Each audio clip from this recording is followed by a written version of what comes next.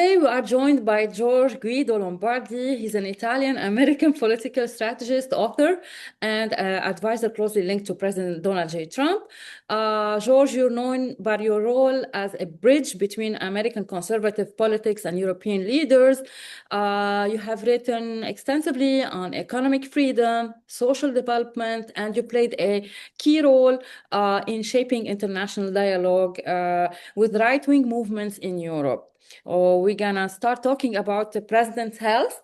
And I know that you are in DC right now. You've been close to President Trump for years. You live at Trump Tower in New York. You're a member of Mar-a-Lago. I'm, I'm telling your life story now. But what do you think about the fake media or fake news stories about his health? And they created a story that President Trump, God forbidden, he died during Labor Weekend. So tell us more. What is your assessment here? Well, there's always somebody that likes to get a lot of attention by making fake stories. Mm-hmm. And this will continue. There is no way that, that can be prevented.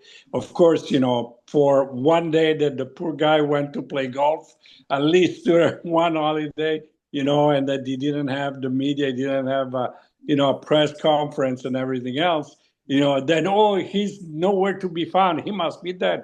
Oh. And it makes for a story for somebody that wants attention. And it's fine because, some of these things are so crazy now that the more they do things like that, and the more the people are going to realize how many fake news are around. So 2 days later, he showed up. He says, "Really? I didn't even know that." Yeah. And so he made a joke. That was good. That was funny. Yeah. Lots of executive orders were signed during this week by President Trump. Yeah. If you see the Department of War now, what does it mean rather than defense? What signal would that decision send to allies and adversaries alike?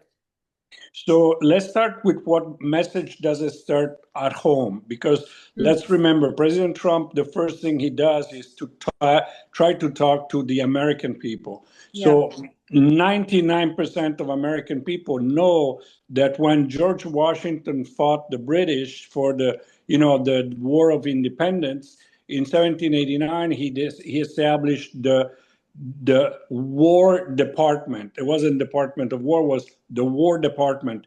And that's because they needed some kind of organization for logistic and everything else. It wasn't just the army. It was necessary also an organization behind at the governmental level. Eventually, and that remained the War Department for the longest time, for over 150 years. In 1947, so after World War II, they changed the name from War Department to the Department of Defense.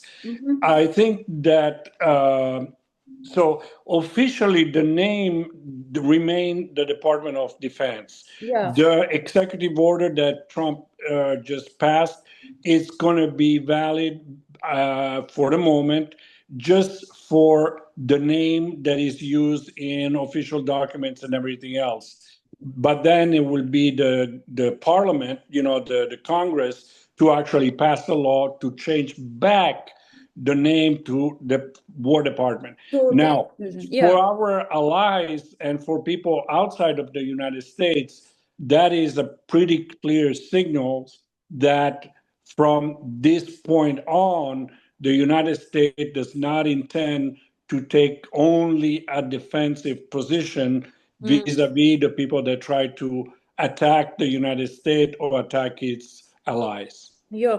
Can you tell us what is the vision of Trump in military, the difference between his vision and the current establishment approach? What? Yeah. So his vision is one, he said it many times during the first campaign, the second, the third, that he wants America first in every single area. And that means not only commerce, not only economy, not only finance, but also in technology. And that means also technology regarding, military technology. We already started a space department, the Space Force. and with Elon Musk going up in space every other day, we can see the United States it's already making a very big impression to the rest of the world that we are in space, we are the number one force in space, and will remain. And that's important because there is a lot of people that feels that maybe we are not alone, maybe not. I don't know. That's something for people that like science fiction. But the fact is that space is most important for the human race and Yeah. also to maintain the peace. So Yeah. we have to go there and we have to update Mm. every system that we have.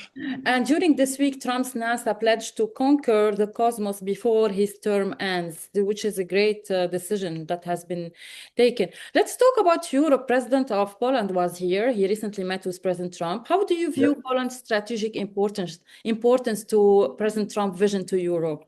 So I did speak with the number two assistant of the Polish president. I mean, we are friends from a long time, and Poland has been always a tremendous ally of the United States, but also a great defender of freedom. Just a few days before the president of Poland came, Marco Rubio, another good friend of mine, gave a prize, the Lech Walesa Prize for Freedom. And the Polish people has always demonstrated a tremendous amount of courage vis-a-vis oppressors like the Nazis and eventually the Soviet Union. So I think to have Poland as an ally is a tremendous it's tremendously important for the United States, but also for Europe. And then yesterday he had Nigel Farage, another key column of NATO and of the European defense. Yeah, will President Trump will reshape Poland's presence or relationship with the NATO and Central Europe? Well, Poland is already part of NATO, is going to continue to be a pillar of NATO in Eastern Europe, because it is so-called Eastern Europe. Of course, Italy has always been the number one, together with the United Kingdom, with England. But England now has quite a few problems, political and otherwise, also economic. So Italy is becoming more and more taking a central role, also because NATO is not anymore vis-a-vis Russia as much as vis-a-vis the Middle East and, especially Iran. Yeah. So we knew that the White House welcomed the Poland with a military flyover in it. Yeah, a fallen Polish F-16 pilot. It's an unusually symbolic gesture. So how you feel like about these signals that sometimes President Trump ensure to put it like also when he met President Putin in Alaska, there was also a military signal. So how you can read his mind in such behavior? Well, the signals were a little bit different. In the case of the Polish president, Yeah. it was honorific, passage in the sense of celebrating all of the pilots, the Polish pilots, that especially during World War II, but even afterwards, even in the Korean War, and follow, when Poland was under Soviet rule, and then with Lech Walesa, they freed themselves from that. But the Polish fighters, especially during World War II, they were heroes. They went to war with the Nazi with very little and very old planes. So it was to give honor, to recognize the sacrifice of these brave men. In the case of Putin, when Trump asked the B-2 to fly over, it was a reminder that, we have B-2 stealth bombers also in Alaska, and to remind Putin of what we did in Iran, and basically saying we have them and you don't. So Yeah, I of think course. the message was a little different. Yeah. How do you read the message of Shanghai meeting summit and Trump reaction to it? So Xi Jinping, I think that he was a confrontation between Xi Jinping and Putin, that basically they were trying to talk about how the conflict in Ukraine is going to be resolved. But if it would have been only a meeting between those two, it would have been too obvious to the rest of the world that they were discussing how to end the war in Ukraine.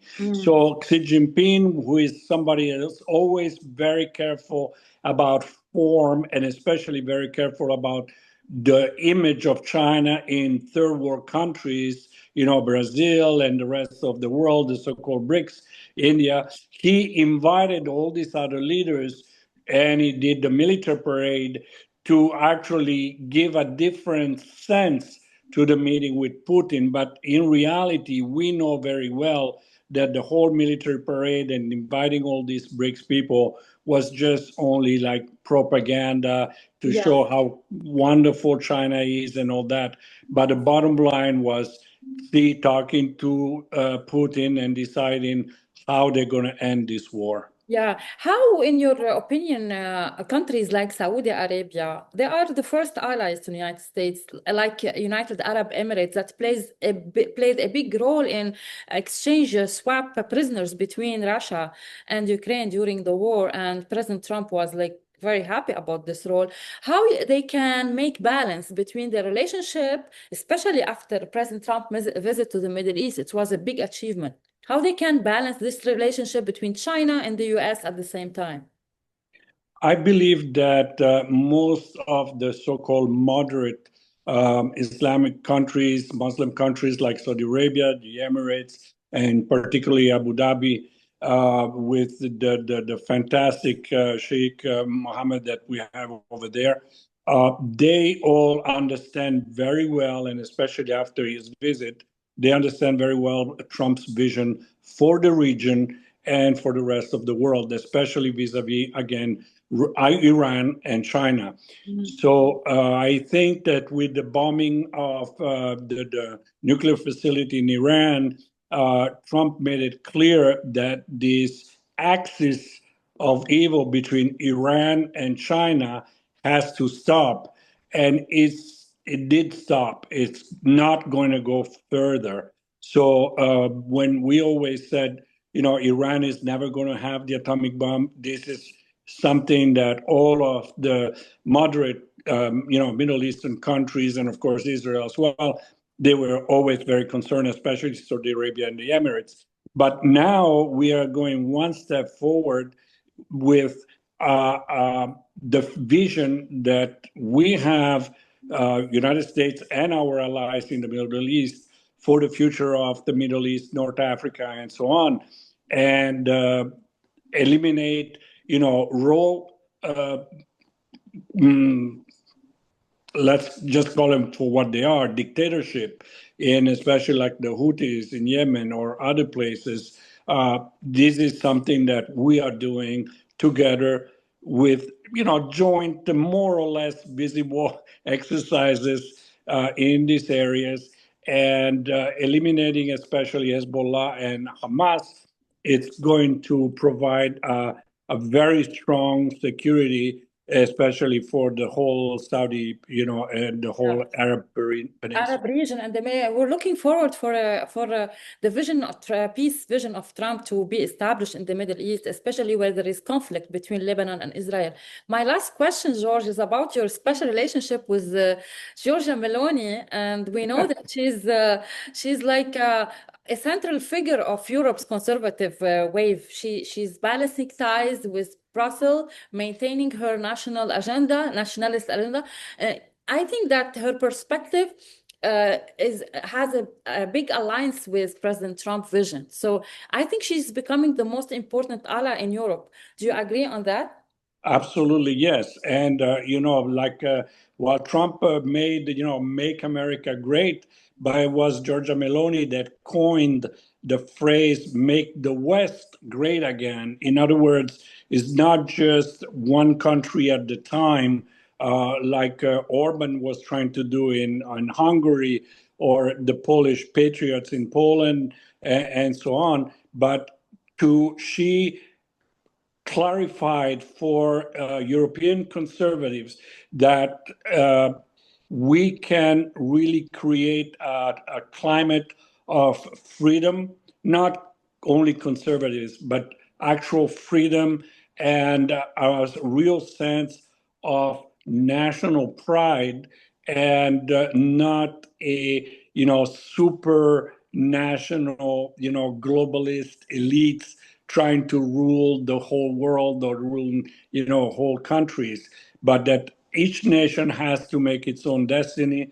Each nation has to make its own choices. And that is going to be, I think, the future, not only of Europe, but of many other countries like Malaysia, Argentina, or anybody anywhere else. Yeah, that's wonderful. It's like a Trump virus all over the world. Thank you, George, for being with us. Thank you for your perspective and thoughts, and hope to see you in Mar-Lago soon. Absolutely. Thank you very You much. owe me an invitation, yeah?